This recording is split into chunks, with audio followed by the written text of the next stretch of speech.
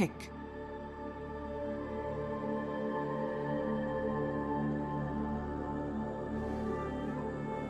To use the ice shards, he can just use the magic stick and come right back up.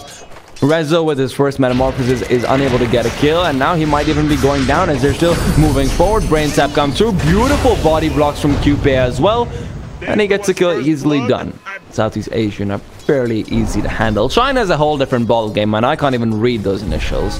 And well, speaking of can't even read, QP might be getting a bad read out on towards the middle lane. He's having himself body blocked up as well. Resolution felt that pain earlier on, but now No-Tail trapped up in the shards. They've got the Sunstrike to follow through. Beautifully done. No-Tail will be going down with one last right click from Storm. Through this laning stage, it's not starting off well whatsoever for the OG side, and that's why they've rotated Resolution back towards the top lane, surprisingly enough, to play up against the Razor. But look at this, they're still pursuing forward. They're trying to return fire. Fly does not have any abilities, does not have any mana to use said abilities regardless. Snowball will be used, and with one more net, they would have been able to get the kill had the neutral creep not finished him off instead. Still, this might end up coming back to bite them, and the bite comes from the teeth of Jerax, not G. Always ye old faithful. Well, this is a problematic, but hopefully it won't be too much so. Problems will be beginning for the Radiant side, though, as the toss combo was successful, but aggression will be coming through on top as well, as they are smoked out behind them. Do they have vision? Seems like they should, especially now that they're going in on the Terrorblade, but Terrorblade might go down before his backup can come through. Magic Stick will not be helping you. One more right click from the Razor will do the trick, and now Fly comes in from the sideline. He's enfeebled up, chasing after QP as well. QP, oh my goodness, this name. After QP as well. And it will be sure to get a double kill. SH continues forward. Jerax will go down. And it's a triple that will be happening, as S4 is getting aggressive, and Bulldog should realize this. Got to be careful. This orb might not be able to save himself over here. Avalanche toss combo. Stun to follow through. One more right click from Jerax. And that's a very dead buck. And I will say this, Bulldog played that very well. Understanding that, but middle lane, again, OD, last hits might not be telling you the full story of this matchup, because this one death changes quite a bit. His opponent has got the boots, his opponent has got the damage, and well, his opponent could bring him down if they want to rotate out again onto him, but middle lane is not our attention. Where they're going to be going is the bot lane. Jack barely avoids the Sunstrike by trying to get aggressive on the other side. Cupid getting stunned up. One more right click from S4 will do that trick. Fly in the meanwhile will be looking over towards the back line, where Hopti is still there, is still trying to go through, has got the brain sap, will use it on Jerax, and it will give him a set cube. Let's just stick to it. Why not? I can blame them later on. It's your fault for being... It's your fault for messing up the broadcast, not the person who's supposed to research it. Oh dear, No-Tail's getting caught out. This is bad omen. There's a Ream Coil to follow through as well, but nice Astral Imprisonment might actually be able to keep him alive for a little while longer. Sunstrike damage is split across both him and Fly, and with that, they're able to turn things around. 2 quick kills for them, and onwards through the tower they will go. They've got the regen creep as well, so No-Tail doesn't have to worry too much about his HP being low. With the No-Tail OD, that was very well done, because if not, OD taking the full damage of the Sunstrike might have allowed them to be able to get him to fall back, or at least get him, or maybe even get him to go down. Meanwhile, they get another kill as Bulldog tries to go in. That might not have been the best of decisions you've made this entire game, Bulldog. S4 will be traded away, so it's still somewhat fair and somewhat reasonable, especially if they can get the kill on Fly. This will make things a little bit more favored in their side. However, Jerax attempting to send him back will be stopped, and his ice shards a little bit hard. It will be a little bit hard to actually catch up to him, though. He's already so far away. Even though Plasma Field will be able to catch him out temporarily. Why is he going down? This takes him further away from his own tower. They're trying to TP in some more support, but he might be caught out. Sunstrike is there, and it lands. Storm finally gets a snipe from across the map. Cube. You know what's slightly frustrating as well? Low T, okay, we can talk about that in a second. I know what's frustrating for No-Tail. No-Tail needs to turn around, try and get that Astral Imprisonment out. Will be able to do so successfully, but really he's being a nuisance and nothing else. He realizes he should be going, what? Oh my god, No-Tail, are you going to live? No, you're not. No, you're not. I got so scared for a second. Nice toss back from the Tiny, making sure that SH can't really keep him locked in that chain. But now SH is turning around. He's got the ultimate. I have the storm is ready to go. Fly goes down to a brain sap. They're trying to get more damage through, but Razor's already down and out. S4 doesn't have any spells to work with, so he's being sent back. Jarok says, I will sacrifice myself for you, my brother. And he will sacrifice himself to the gods of the sun. Storm shuts him down. That's their logo. Keeps making me think and suddenly be very shocked for a second. Why did I miss a Viper? How has there been a Viper all game long? There's been a snake in their pants though. That's OG. Astral Imprisonment comes out onto himself to try and save No-Till, but he's gonna that Sanity's hammer did absolutely nothing else. Eclipse will be basically a small little kitten. This being the window of opportunity for LeftOneTV to exploit, and that's why they're actually smoking up. Surprisingly though, it's without their two big damage dealers. One of those big damage dealers might actually be damaged down to oblivion. SH should be going down over here. Sunstrike will damage up. S4, oh my goodness, SH, you have got larger stones than I do, and you will be able to make good use of them. Gets one kill. Toss from downtown. It's Kobe, and he's got the dunk. SH goes down. Still, the kill on Fly, quite impressive. Almost getting one onto S4 as well, forcing him back, and that's what is going to allow them to get their rotation out. Use the smoke to take down the secondary support. The Blink Dagger realize where he is. Are they smoked up? It looks like they might be, but they're not. It's only their positioning. It makes me think that. Force Staff is at the ready, which is why Terrorblade might be able to catch out one, but Terrorblade's got on himself. He's going to move forward. Astral Imprisonment keeps him alive, and now Terrorblade will be able to come back with a vengeance. S4 blinks forward as well. Do they have a way to stun him up? Yes, they do. Avalanche catches him out, but in the meanwhile, it's going to die very soon and be replaced. Kind of like all of our best friends. Or is that just me? Is that just me? Whoa, nice blink away. Invoker blinks forward aggressively. Chen will be the one to go down. And now the hammer being dropped. Storm will be traded away. But Fly making himself alive. The Invoker traded off earlier on for Chen. Probably not really the most worth it. But hey, obviously premeditated decisions can make you feel jittery. It's understandable, really. What is less understandable though is Radiant's lack of vision across the map, and of course Jarox's positioning gets forced out. Nicely done, and now they're going to continue forward. Razor stunned up by the Centaur, and he will be going down. S4 manages to TP in, blink forward, toss back and finish off the Tusk, at least force him into a snowball. One more right click from Jarox though will be the finishing blow for Hobbite. And Tusk blinking down. He had the Blink Dagger to be able to maintain his mobility. Shen goes forward. It's a donkey with a dream.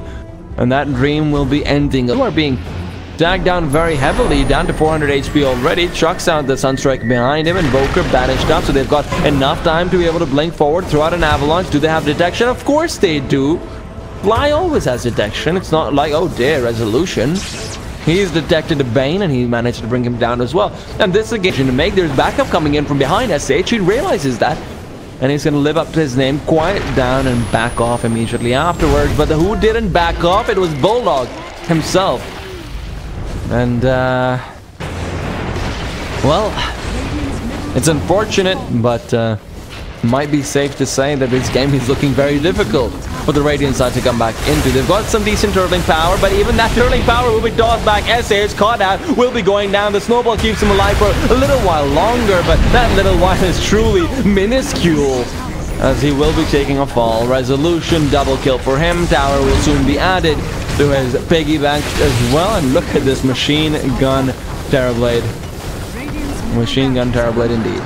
Resolution's gonna do whatever he can. It's a okay attempt at being able to kite it out a little bit, being able to push them back a little bit, but barracks are going to fall pretty much. Mr. Rock and Roll. I'm running out of things to do with stones. Cube running out of life as well pretty soon. The Sunstrike is a feeble attempt to tickle S4, and well, it tickles him at least, if nothing else. Shadowblade up, S4 backing off, picks up the Bounty Rune in this meanwhile. Fly tagged down pretty substantially, but even that really just delays the inevitable, as the tier 1 tower will go down, and they're coming in from behind, and they're gonna blink forward. BDN is initiating in. There's a 2-man dream call, but it will not matter. Immediately afterwards, they throw out the Sanity's Eclipse. The hammer is dropped, and it's underneath an observer. They get their smoke scouted out as well. Immediately afterwards, they will not be able to fight up into this high ground. And well, OG realizes that they've positioned themselves. They're going in, blink forward. They should have been able to get the first kill, but they initiated on the wrong target. That's why Tusk has the snowball. He's going to be able to keep himself alive as well. Turn around from Admiral Bulldog. Nice 3-man dream call, but the range is not enough to keep him alive. And now Bane will be next to fall. As Dota TV will continue to lag up, we're going to see the OG team blinking forward as a group and finding one more. Tusk may buy back, but Storm is going to go down regardless. Resolution seems like that's going to be his first death in a very long time. And in the meanwhile, he did, of course, trade his life away for the tier 3 tower. A fair trade and a fly, keeping himself alive as Cube, who did buy back, is struggling to do the same. And struggling to make sure that if he go, oh dear, no tail, blinking forward, Dragon Lance up. Not the Dragon Lance, a Hurricane Pike up. And he started off weak, he was not doing too hot throughout most of the game, but No-Tail is now back up in the top 3 net worth charts where he belongs. These past few team fights have definitely secured that position for him. Blink forward, hammer drop, one more hit, and now onto Cube they go. He tried to get out that Walrus Punch, but GG will be called while he's still imprisoned up. His teammates decide that he's going to go down regardless. May as well spare him some pain and make it a quick death. And with that, OG dominates.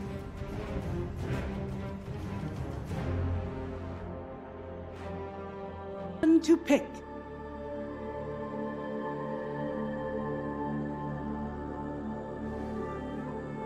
No-Tail continuing to run after Bulldog rather, but now he's going to be able to get a few more swipes in. This battle is not one that No-Tail is going to be able to win, though he does have the extra regen in the form of a salve. No-Tail will be forced to fight up against the Bulldog Enchantress for the rune, and in the end might just end up giving it up. He's going right, he's going left, he's able to get on top of the rune, gets it easily. I lost the bigger battle that was going on across the map, though, as SH takes down S4.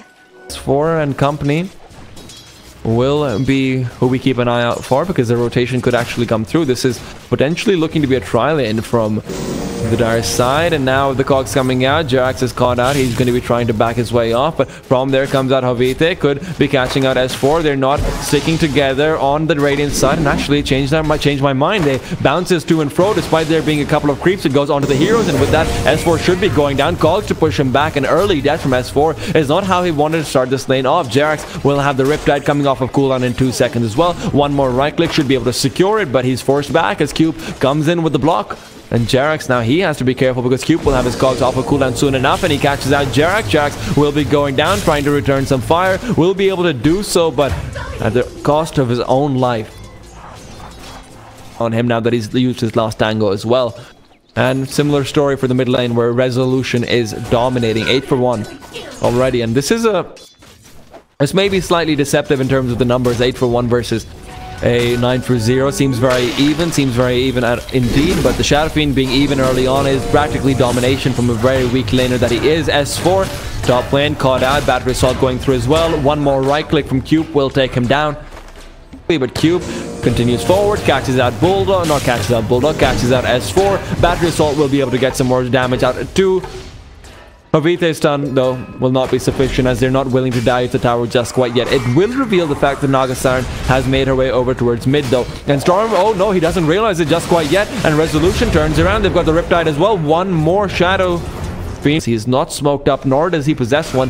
However, that's where this is going to get interesting. It's a tri-lane on tri-lane action. They go in with the net onto the Dragon Knight. They're going to be able to get this kill more likely than not, despite Dragon Knight's tank ability. Resolution needs to turn around, get that last raise. That Storm's trying to close the distance to get more damage in, but Resolution will get that kill easily done. Jovite should be the next man to fall, and the only person to get away will be the Clockwork.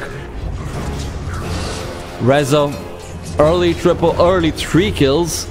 With the one early is getting his levels. Bulldog is making sure he doesn't die, so it's slightly, I would say slightly better than what S4 has managed to accomplish so far, even though S4 has taken up a bit more attention around the map. But as I say that, Bulldog's looking to get even more out of this. The battery assault comes through. No-Tail's going to be getting a lot of damage out onto him. Great cogs positioning means that he's going to be forced to juke around the trees, and even that won't be saving him as Cube one more, though he will find that his own middle tier 1 is underneath heavy fire as Resolution will be the man assaulting it.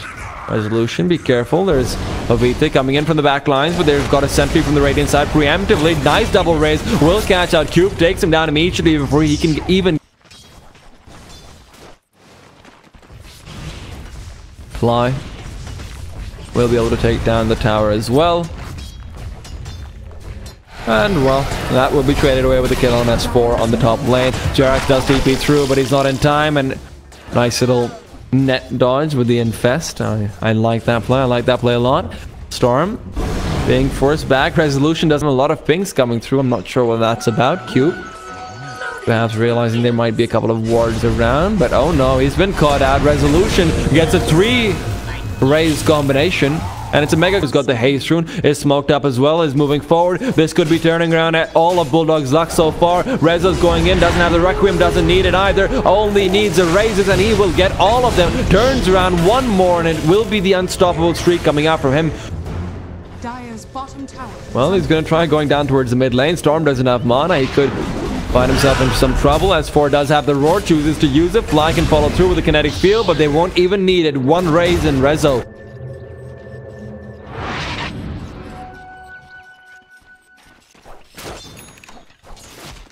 And well, Vite, they're going to be backing off. Cube will be glimpsed back. Easy kill for them. No-Till will secure it. Ulti comes through, shapeshift, and 1 more swipe will be needed, but it won't even be his own creep.